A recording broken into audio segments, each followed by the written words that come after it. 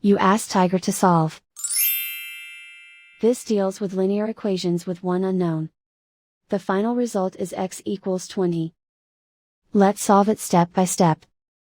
Group all constants on the right side of the equation. Add 16 to both sides. Simplify the arithmetic.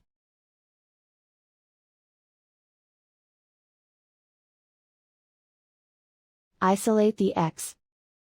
Divide both sides by 5. Simplify the fraction. Find the greatest common factor of the numerator and denominator. Factor out and cancel the greatest common factor. And so the final result is x equals 20.